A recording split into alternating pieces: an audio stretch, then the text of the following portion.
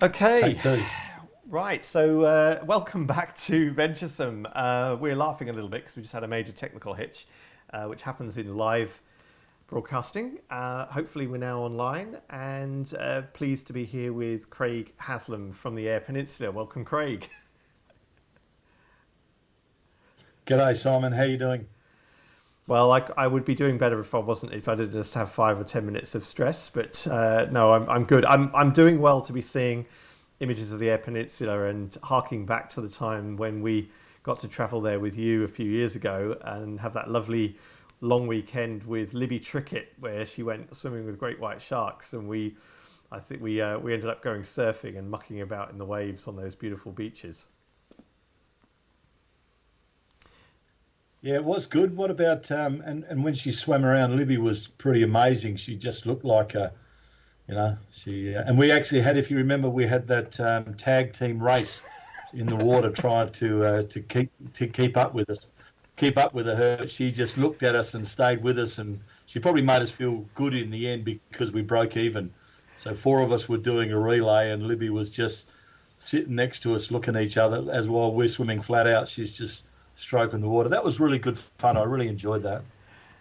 Sort of in the early days, and yeah, I've got fond memories of there. I wanted to, I guess, start by talking a bit about the Eyre Peninsula. It is one of my favourite places in Australia, and I know it's yours, but I'll come back to that in a minute. Let's just describe quickly to Australians who may not have heard of it where it is. But it's west of Adelaide, past the York Peninsula. It's the big triangle that forms a boundary with the Nullabor. It's an area about the size of Tasmania. Now you live up on this sort of top end here, Coodlie Farm Retreat, Yeah. and a drive to Port Lincoln, Yep. which is at the bottom of the triangle for you. I guess is about the same distance as maybe driving from Strahan to Hobart. Yeah, we've got where we live. Coodlie Park is an accommodation facility, and it is my home, and it's a place I love with our little private beach. And yeah, to go to Port Lincoln, which is our main shop, it's about 2.5 hours. And you're right, that is the best way to describe it as a triangle. Bit forbidden in the past. People didn't know about it. 2,500 kilometres of coastline and just abundant wildlife. It is a pretty special place, and lucky enough, I'm able to call that my backyard. So I'm going to play a little bit of video of the landscape. So I think what I would like you to do, Hassie, is tell me a bit about the Eyre Peninsula and why you think it's one of the top places to visit in Australia. Yeah, thanks, Simon. So most people aren't aware of the Eyre Peninsula. They've heard of sort of South Australia. They've heard of Kangaroo Island. That's our main thing in South Australia that people have heard of. The Eyre Peninsula is the same distance by flight as Kangaroo Island, so about 45-minute flight, or you can drive around about 700 kilometres down to Port Lincoln. It is really got an abundance of, I think, what people think and they think about Australia. So we've got outback, we've got coastline. I've mentioned 2,500 kilometres of coastline, abundant wildlife. And it's one of the few places you can obviously cage dive with great white sharks. You can swim with cuttlefish. You can swim with sea lions. You can swim with dolphins. And we've got right now in the wintertime, for example, up ahead of the Bight, which is this scene behind me, you can go out and get really close and personal with southern right whales. So we do have a huge amount of wildlife. That's in addition to the kangaroos, the wombats, the emus, etc. So we cover most things that people come to Australia for, or what people think about Australia. So yeah, it's a pretty special place, and it has been off the track for most people, apart from locals. But more and more, I can remember when I started 20 years ago. You'd be spending all of your time telling them where the Eyre Peninsula is, and then you'd spend the last couple of minutes saying, and by the way, this is what I do. So it's really good to see the development of the area, the region growing and gaining some domestic as well as some international exposure. So let's talk about Just briefly then, without spending our entire time talking about where it is, but how to get there. I mean, we've got current, obviously there's current restrictions. You and I chatted about this the other day. So you would normally fly into Port Lincoln, but you can also fly into Whyalla. You reckon that's going to be fairly safe bet in future because it's a mining town. And again, Whyalla's on that top corner. So you've got Whyalla, the base of the Nullabor, and then Port Lincoln at the bottom, and they're all about equal distance from one another. So flying into places like Whyalla would get you the majority of the way in, and why would you not anyway? Because you've still got that beautiful coastline to explore along the way. When you get to Port Lincoln, I mean, Port Lincoln's particularly famous, isn't it, for its food and wine and so forth. Tell me a bit about that. Yeah. Yeah, it is. It is. It was interestingly enough, it was proposed to be the capital of South Australia, but they didn't have enough water at the time. But yeah, certainly famous for it's the biggest. It's the biggest marina in the southern hemisphere. We've got so many different fishing industry down there. To label them off, I'm sure I'll miss one, but there's abalone, there's crayfish, there's the scalefish, which is your whiting, and your then there's shark, and then there's prawns, and then then there's, as I said, there's abalone, and then you've got obviously Coffin Bay oysters. But food and wine really, it just ticks one of those boxes that you go there and you get that local produce, and it's just a really great environment when you go dining in Port Lincoln and anywhere on the Eyre Peninsula. You are treated to some real great hospitality, but also local seafood and local wines and local produce. And they tell tourism specialists tell us that the three cornerstones of tourism, isn't it, is often landscapes, wildlife, and local food and wine. Culture would come in there as well. And give us a quick sense of how the Eyre Peninsula captures all of those things. I think you're right. That's where we have a real opportunity for growth. As I've mentioned, we've got the 2,500 kilometres of coastline and spectacular coastline, not just coastline. It is rugged, it's raw, and you can go to a place on that coast and you're the only one there. You're not crammed for the best Photoshop. You are it. You're there. You actually immerse yourself in that thing as the phone rings. You immerse yourself in that. You immerse yourself in the actual culture there. You've then got you then have the wildlife, and the wildlife's on the land and also in the water. So again, great abundant wildlife, and the local produce. Well, as I said, you just don't go. It's really I'm really proud to say that every time I go, I have local seafood or local produce. You really enjoy it.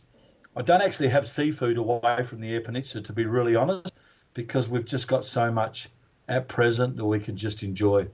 So it ticks all those boxes, and then you go in the Gawler Ranges, some rugged Gawler Ranges, etc., that are worth a visit just in themselves. And Lake Gairdner is one of the spots up there, the most photographic. It's a salt lake, but the colours that you get at sunrise and sunset, just spectacular. So I think we've got everything that people come to Australia for, or that people think about Australia. We're really lucky, and we're starting to see now more and more people wanting to come, wanting to enjoy it, and wanting to share the experience. And while you were talking there, I showed a few clips of the right whales. So we're actually entering that season at the moment. So these southern right whales congregate off the Nullabor in the Great Australian Bight. And I was talking to your colleagues down in Fowler's Bay the other day, and they were pointing out to me that where you go whale watching off the east coast of Australia, you might get a boatload of 35 people watching one whale, and they say when they go take a boat load out, they have 35 whales to one boat. It's quite an extraordinary thing, but that also means that you have a winter season, which I think is really extraordinary. And again, a lot of people don't realise these places, colder it can be, quite stunning. I mean, how do you find the winter time down there? Yeah. Look, it is some of the wildlife that you swim in the water with, obviously the sea lions and the dolphins is, the water's pretty cold and that's why it's so dark blue. But during that winter, when you go to the head of the bight, you can have up to 120 southern right whales. They go there to either to mate or to give birth. and they stay there, and the calves get stronger and stronger until such a time as they go back to Antarctica and right at Fowler's Bay, etc., to go out into a boat and to just sit there. And these whales are very comfortable with him being there and being around. So you can, and you're not talking big crowds. You're talking 8, 10, 12 people on a boat. You're getting really good information, but you're also having great access to the southern right whales, which are really comfortable in the water around us. It is a really special moment. It's something that I really enjoy taking people to. And this coastline that you see, to be able to stand there and say, wow, we're the only people within so far, but just take it all in, to breathe it and take it in. It's pretty special. And that Nullabor, one of those Nullabor viewing locations, that's Aboriginal owned as well, isn't it? There's a cultural element to that. Yeah, there is. There is certainly at the top of Head of the Bight. There is a cultural centre there as well, and you learn about the information, the Indigenous people, and why it's special to them, and also they've got some, it's just the best viewing of the Great Australian Bight. It's really funny. It's fantastic to see the whales, but it really could be Australia's ultimate viewing platform when there's no whales. The whales are like a bonus, and to try to paint a picture. You've got these great Bunda cliffs, which are those ones you see behind me. And then to the left, you've got the creamiest white sand dunes, like someone just poured a whole tub of cream over them. And you stay there and you get immersed in it. And what I try to do to say to people is, look, they go down there and they take lots of photos and they click, click, click, click, click. And I say, let's go back. Let's look at the camera behind. Let's just go down and smell it and feel it. I get goosebumps when I go back to that location. That is a really special place, special for whales, but it's also got a special feel about it. And I encourage anyone self-driving, anyone passing through the Nullabor, to go and visit the Head of the Bight. They'll really be glad they did. Well, there's a just to sort of cap things off. I wanted to mention that your firm is 100% carbon offset, which is one of the reasons why you've got Advanced Ecotourism Australia accreditation. No mean feat when you consider that the distances that you have to go with your customers. Now, you referred fondly to the Eyre Peninsula as your backyard, and we've already discussed that means on a regular basis you're moving 500-kilometre round trips. But you also drive people. Your tours. Actually, let's put it this way: do you run the longest tours in Australia in terms of a geographic coverage? You must be close to that regularly. You run from Perth all the way to Adelaide, don't you? Yeah, so we've got our tours go 2/3 of Australia between Adelaide and Perth, Perth and Adelaide, and we do that we do a budget camping one. We also do a small group, and then we do personalised ones as well. But we also do smaller ones around the Eyre Peninsula, around Esperance in Western Australia, etc., and Margaret River. So we've got different, yes, we've got the long ones, but not everyone has got the amount of time to be able to do that. Like that takes us over 10 days. And it is a pretty amazing journey, because you'd think, jeepers, after doing 3,000 kilometres, you would 3,500 kilometres, you'd think it's a long drive, but you do so much along the way that it doesn't actually feel like a long drive. Every day is different. The Nullabor changes so much, and Australia is a very much, I think, a very north. Most people go north-south in Australia, and if you go there along the coastline, it changes.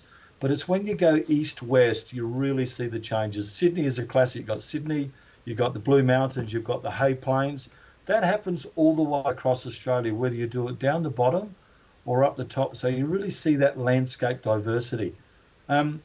It's an amazing destination, as I said, for self-driving or for doing a tour. But the important thing is actually we slow down and we enjoy the destination. It's probably suffered from a bit of a stigma in the past that Nullarbor is something you've got to get over to get to Western Australia or South Australia. But people are starting to recognise it is a pretty special place, and they're slowing that journey down. It's also home to the longest golf course in the world as well.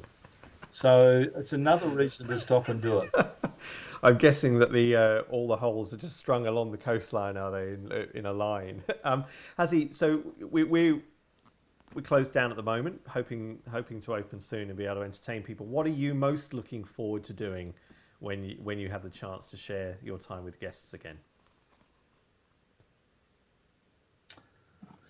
Uh, the really easy answer is I actually love what I do, and so what for me is I'm actually still nervous after 20 years. I still get nervous before each tour, especially the private ones, because you're trying to make something as best as you can for the individuals and for the group you're catering for. So before each tour, I'm a bit nervous, and then what I really enjoy is actually showing it with them. And I know it's an analogy, seeing it through fresh eyes, but if you can actually stand on a cliff, and if you can be inspired by the impact that it's having on those people, it's a pretty wonderful job. So right now, yeah, we are in hibernation. We are concerned about what the future looks like, but when it does open up, this is a really amazing destination, and we just can't wait to show people, this unique part of Australia. Well, thank you very much for taking the time to chat to us again about it. And obviously, I would encourage everyone to go and check out the Eyre Peninsula. There's an Eyre Peninsula tourism website, Australian Wildlife Adventures. Check them out. Get online. Follow on Facebook. As always, follow Ecotourism Australia and Wildiaries.